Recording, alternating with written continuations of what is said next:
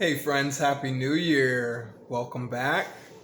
And I'm back with a review of the 1996 film The Craft, one of my absolute favorites. Starring Fairuza Balk, Robin Tunney, Neve Campbell, and Rachel True. And the ever-present 90s actors, Breckin Meyer, who was in every teen, film in the 90s, and Christine Taylor, who, is probably neck and neck with Breckin Meyer. So here's the synopsis of The Craft. We've all seen it, we all love it, but so after transferring to an LA high school, Sarah, played by Robin Tunney, finds that her telekinetic gift appeals to a group of 3 wannabe witches, seeking a fourth for their rituals. They all have troubled pasts, which combined with their powers leads to deadly consequences. So let's talk about what makes this film work. And, we'll talk about the new one and the issues with it and so forth and so on. So I've kind of thought about this a little bit. It came out in 1996, but this is really the anti-Clueless, and I'll ask you to stick with me. Late 80s and 90s, you had Babysitter's Club and The Breakfast Club and Clueless, and everything was about fitting into the American dream, fitting into the capitalist system, and Clueless was kind of a swan song about fitting into the system. I think this was the antithesis of that. These are truly empowered women, and they had been through life, they had experienced some things, even though they were young 16, 17-year-old girls. They had been through the system and kind of spit out the other side. They had troubled past. Another thing that appealed to a lot of alternative people. There was a lot of different lifestyles represented socioeconomically. So also for me, the last time I watched it just a few days ago, one of the things that really stood out was the score, the music. And it's an amazing mix of like 90s lo-fi hip hop, grunge and alternative music. And then during the occult scenes, there will be like some native tribal sounds, which are absolutely amazing. And it's I describe it as like the ultimate hangout movie, if you will. There are large swaths of the movie where they're just smoking cigarettes, and you hear the ambiance of Los Angeles, or you see the backdrops, these lush backdrops that they have. The visuals in this movie are really stunning. The last time I watched it, almost every frame, and I think it's intentional, is artistic. And so it was a cool 90s soundtrack of like mellow, dark music. And for those that were antisocial, those that, were kind of struggling to fit into that, 90s American dream, these were like friends. It was like hanging out with your girls, people that were living on the edge, people that had been through life. I can remember seeing this and just saying, yes, this is it. This was my favorite movie for like a decade, to be honest with you, until like 2006. Another aspect of this that really worked for me and for a lot of other people was the occult aspect. Fairuza Balk, you could tell she bought into, the supernatural aspect of the film, and she sold it.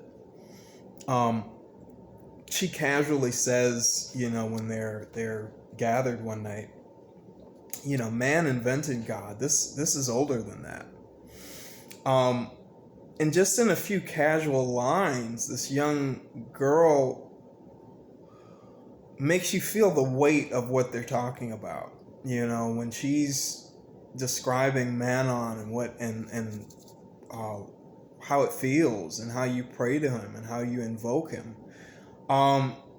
They tapped into something, not something bad or supernatural, but just an awareness that that there is more going on in the universe.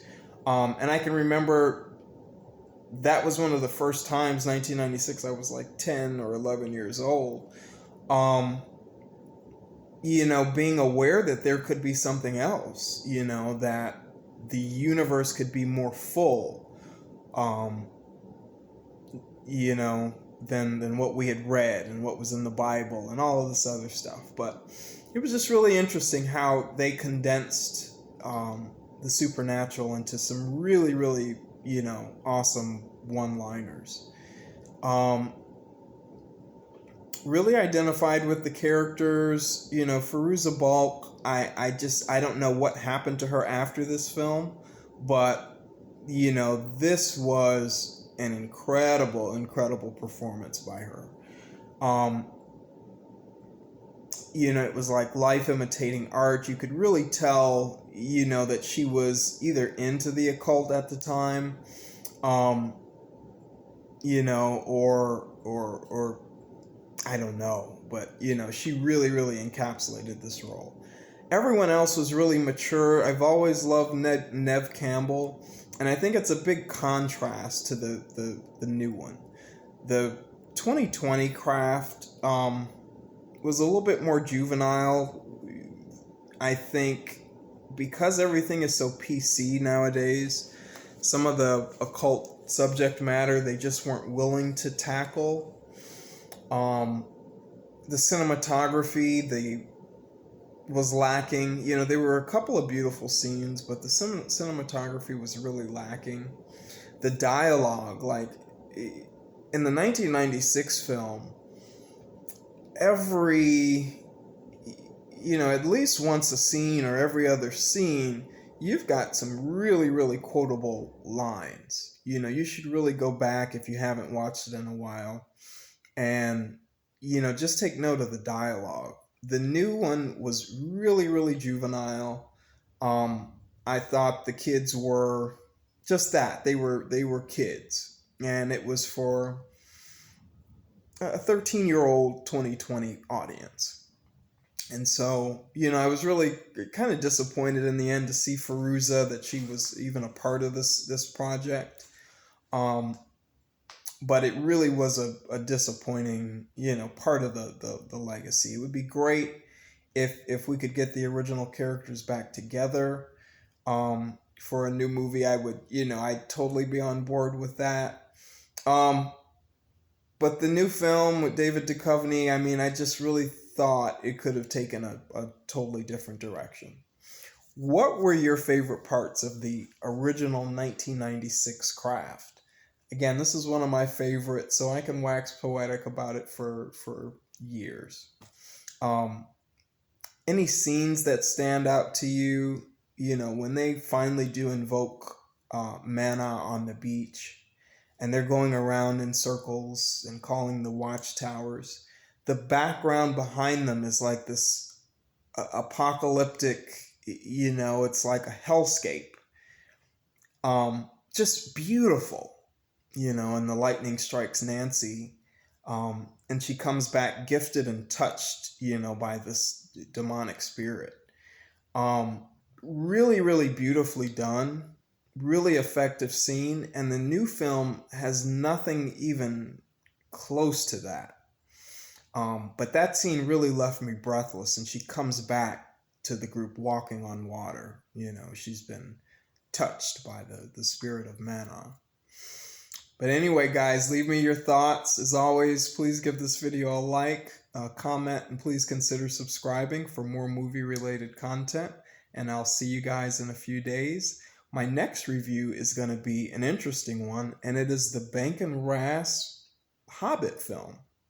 So stay tuned for that. If you haven't seen, I think it came out in 1977, the original Hobbit film. If you haven't seen that, definitely check it out. It's a wonderful British cozy. But stay tuned. I'll be back soon. Cheers, guys.